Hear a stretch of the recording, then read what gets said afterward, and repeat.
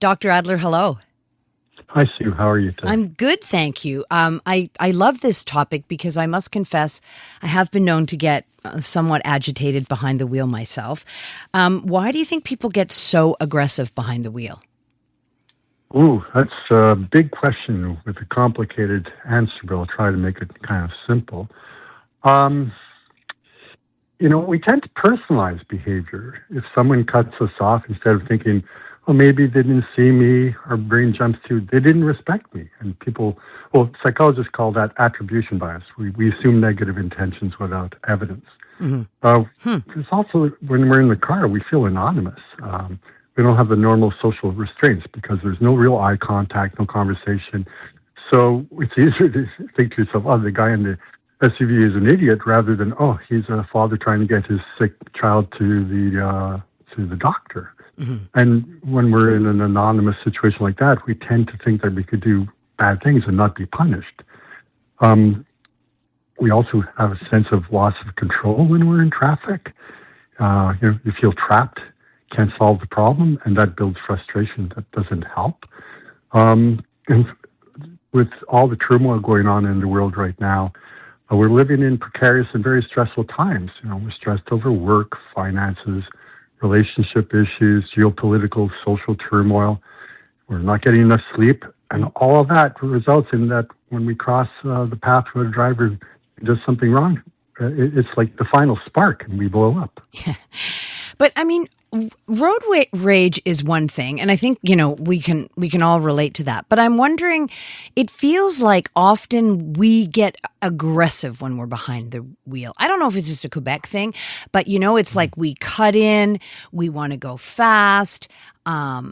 Is there something about being in a car that brings out our sort of aggressive instincts? And as you say, kind of forgetting about everybody else around you? Well, it's an interesting thing that you bring up in terms of there's a kind of a distinction between aggressive driving and road rage. Right. Like aggressive driving is a behavior. I could be driving fast, cutting in and out of, or like weaving around and braking suddenly without any anger. I could just be an aggressive driver. Yeah. Road rage is the emotional state. It's when you're angry and it's no longer simply an issue of wanting to get there. It becomes teaching someone a lesson. Mm-hmm. Retaliating, punishing the other driver, or restoring one's own wounded pride. Mm-hmm. You mentioned us being kind of aggressive in Quebec. I don't know if you've been to Toronto lately. I think they're beating us on that level. They're driving much faster and even more aggressively. It doesn't make us saints, but I don't think we're the worst of the lot right now. What do you think is, you say it's a behavior. What do you think is fueling that behavior? Is it, I don't know, self-entitlement? Are we all in a rush? Are we all stressed? Yes. To everything you just said. There's been a notable increase in dangerous behavior or dangerous driving behavior since the pandemic. And there are a bunch of purported reasons. One being that the pandemic coincided with a period of heightened societal conflict. Public disagreements over should we wear masks or not was less of an issue here than in the States. Uh-huh. Political polarization, since the pandemic, more confrontational online discourse. Social media, people are watching hours and hours of people just being outraged against each other, and they become outraged in witnessing it. And all that primes us to respond aggressively rather than cooperatively. And with the advent of social media, we're having far fewer face-to-face interactions. And as a result, we're not practicing our empathy muscle. Mm-hmm. And without that, it's easier for us to default into dehumanizing other people and just seeing them as obstacles rather than people with emotions and needs. So I think all that's at play. Yeah, it's so true about the dehumanizing. I definitely feel that myself. I do this thing sometimes where someone's driving really badly, and I want to drive it and look over at them and glare at them, and almost always they're in their own world, perfectly happy, and I'm like, oh man, this problem is my problem, I wonder, are there gender differences in the way people react to and are prone to anger behind the wheel? Well, the research does suggest that men are more likely to be angry drivers or get into road rage. So are younger drivers because, our frontal lobes, which regulates our decision making, isn't fully developed until we're in our mid-20s. So people under the age of 20, of course, there are variances within it. They tend to be more impulsive than the older adults. And other factors that put someone at greater risk of having road rage are people who are like sensation seekers, people with impulsive personalities, and people who are under chronic stress. How do you say, the straw that broke the camel's back could be the thing that just triggers road rage. Mm-hmm.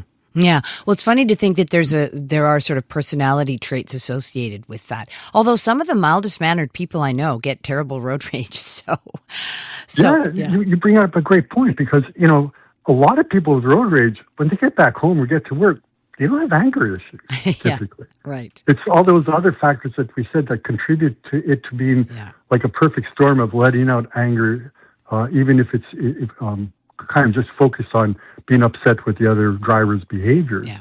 And you talked about, wanting to go and glare at the person. And that's what we spoke about moments ago, which is you're literally trying to be like Captain Canada or Captain Montreal, going around with your cape and trying to regulate the behaviors of others. Yes. Thank you for trying to do that, but it's a losing cause because it only usually will get you into trouble. Yes. And stressed out. I mean, I have literally been behind the wheel and been like, Sue, like, why are you getting so mad? So, I mean, are there tools that you can use to kind of calm yourself down?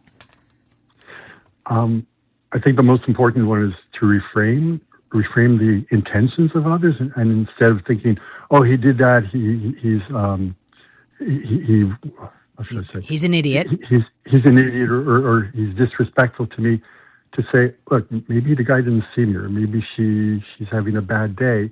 I think empathy, again, plays a wonderful role here. If you could look at the person and with genuine empathy, think to yourself, I think that person might not be having a good day. Maybe their life isn't going so well, so like I'm going to cut them some slack.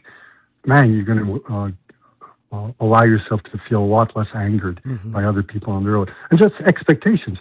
People make mistakes. Driving is kind of complex.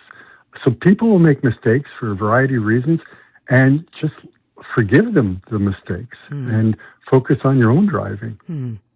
Sounds so sensible when you say it, Dr. Adler. Thank you so much. Some great insight there. I appreciate it. Well, always a pleasure, and I hope that you have a good drive the next time you're going home. Thank you. iHeartRadio is throwing it back. 2010s, the decade. To the days of huge hits and unforgettable anthems. A non-stop stream of the biggest and best. Drake, Rihanna, Beyonce, Katy, Gaga, The Weeknd. And more.